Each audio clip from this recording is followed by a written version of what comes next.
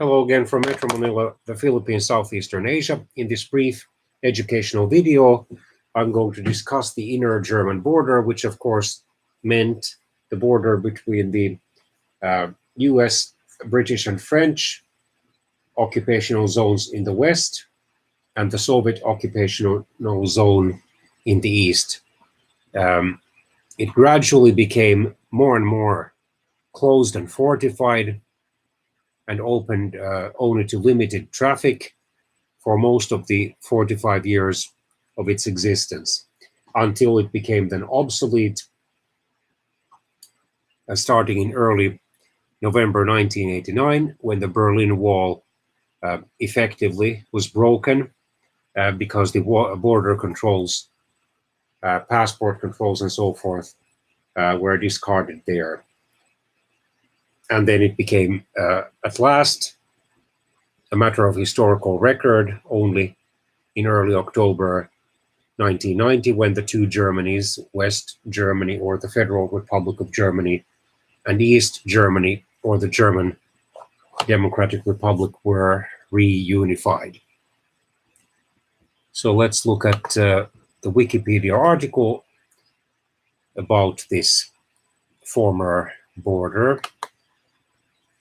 Innerdeutsche Grenze, inner German border, or Deutsch-Deutsche Grenze, German border, also Zonengrenze, or zone border. Its height was up to 4 meters.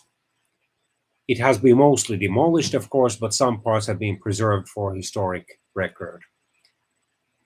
It was in use effectively from 1952 to 1990 for the first 7 years. Therefore, it was, generally speaking, very easy to cross it. It was made of steel and concrete. The East German side of the border was watched over by the National People's Army, the German Democratic Republic's border troops, the State Security Ministry, the People's Police, and, of course, the group of Soviet forces in Germany. In the West, it was watched over by the West German Federal Army and West German Federal Border Protection Troops, the West German Federal Customs Control or something like that, the Bavarian Border Police, the British units of the British Army, units of the British Frontier Service, and of course units of the US Army. The border was 1,393 kilometers long, from the Baltic Sea's southern shore in the north to Czechoslovakia in the south. It was formally established in July 1945 as the boundary between the Western and Soviet occupation zones of former Nazi Germany. On the eastern side, it was made one of the world's most heavily fortified frontiers, defined by a continuous line of high metal fences and walls, barbed wire, alarms, anti-vehicle ditches, watchtowers, automatic booby traps, and minefields. And it was patrolled by 50,000 armed East German guards who faced tens of thousands of West German, British, and US guards and soldiers. And as the second volume, I think, of A History of West Germany, published in 1988 or 89 by Dennis Bark and David Gress, two social historians, I think, or economic historians, or political historians. I can't remember now their designations as historians accurately. A photograph had been taken from what was then West Germany, and it showed how the border road abruptly ended at the border zone.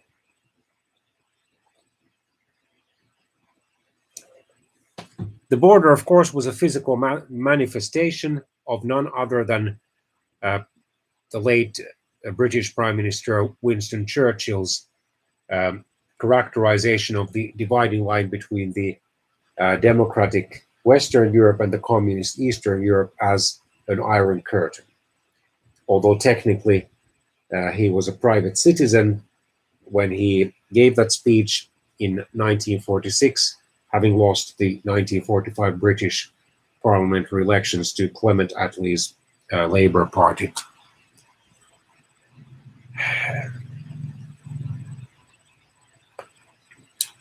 The boundary marked the boundary between two ideological systems, democratic capitalism and then single-party communist socialism. Built by East Germany in phases from 1952 to the late 1980s, the fortifications were constructed, just like the much smaller Berlin Wall, to stop the large-scale emigration of East German citizens to the West, about 1,000 of whom are said to have died trying to cross it during its 45-year existence.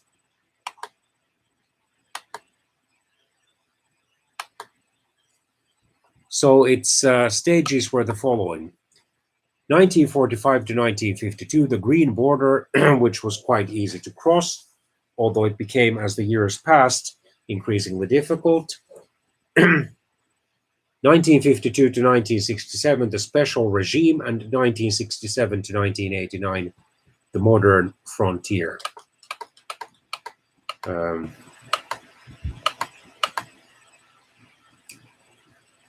In the occupation's early days, the Allies controlled traffic between the zones to manage the flow of refugees and prevent the escape of former Nazi officials and intelligence officers, because they were to be brought to trial or trials. These controls were gradually lifted in the three Western zones, the US, British, and French ones, but were tightened between the Western and Soviet zones in 1946 to stem a flow of economic and political refugees from the Soviet zone. Between October 1945 and June 1946, so during those 8 months, 1.6 million Germans, so an average of about 200,000 per month, left the Soviet zone for the West.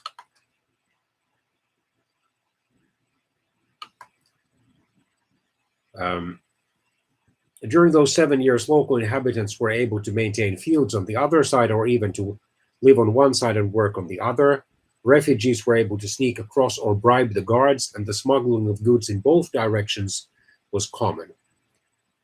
The flow of immigrants remained large despite an increase in East German security measures. 675,000 people fled to West Germany between 1949 and 1952. The relative openness of the border ended abruptly on May the 26th, 1952, when East Germany implemented a special regime on the demarcation line, justified as a measure to keep out spies, diversionists, terrorists, and smugglers. The East German move was taken to limit its citizens' continuing exodus, which threatened East Germany's economic viability. A plowed strip 10 meters wide was created along the entire length of the inner German border. An adjoining protective strip, Schutzstreifen, 500 meters wide, was placed under tight control. A restricted zone, or Sperrzone, a further 5 kilometers wide, was created, in which only those holding a special permit could live or work. Trees and brush were cut down along the border to clear lines of sight for the guards and to eliminate cover for would-be crossers. Houses adjoining the border were torn down, bridges were closed, and barbed wire fencing was put up in many places. Farmers could only work their fields along the border in daylight hours and while being watched by armed guards. If the farmers refused to obey their orders, the armed guards could shoot at them or shoot to kill them. Border communities on both sides suffered, of course, acute disruption. Farms, coal mines, and even houses were split in two by the sudden closure of the border. Meanwhile, the border between West and East Berlin was also considerably tightened, and finally, in August 1961, closed when the Berlin Wall's construction began. From 1967 to 1989, there was the Modern Frontier. Barbed wire fences were replaced with the harder to climb expanded metal barriers. Directional anti-personnel mines and anti-vehicle ditches blocked the people's and vehicles' movement. Tripwires and electric signals helped guards to detect escapees. All-weather patrol roads enabled rapid access to any point along the border, and wooden guard towers were replaced with prefabricated concrete towers and observation bunkers. In September 1967, this new border system's construction started. Nearly 1,300 kilometers of new fencing was built, usually further back from the geographical line than the old barbed wire fences. The introduction of the new Social Democratic West German Federal Chancellor or Prime Minister Willy Brandt's Ostpolitik or Eastern policy in 1969 reduced tensions between the two German states and led to a series of treaties and agreements in the early 1970s, most significantly a treaty where East and West Germany recognized each other's sovereignty and supported each other's applications for US membership, although East Germans leaving for the West retained the right to claim a West German passport. New crossing points were established and East German crossing regulations were slightly relaxed, although the fortifications were as rigorously maintained as ever.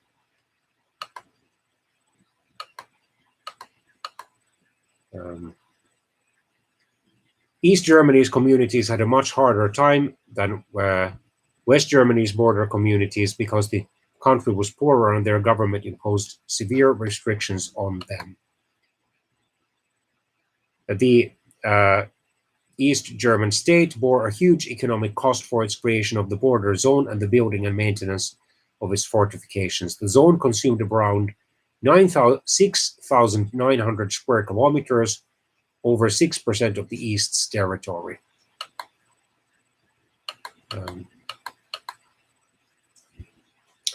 The two German governments promoted very different views of the border. East Germany saw it as the international frontier of a sovereign state, a defensive rampart against Western aggression, much like it saw the much smaller Berlin Wall.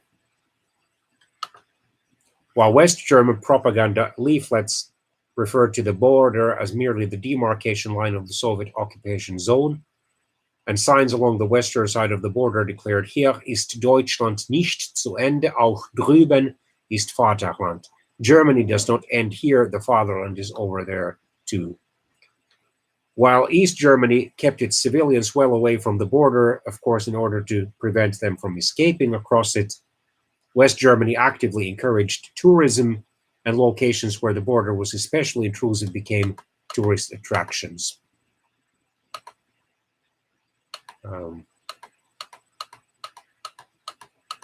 But as I said, at last, the border became obsolete in November 1989 when the Berlin Wall was opened, and then it was abolished completely when the two Germanys were reunified in October 1990.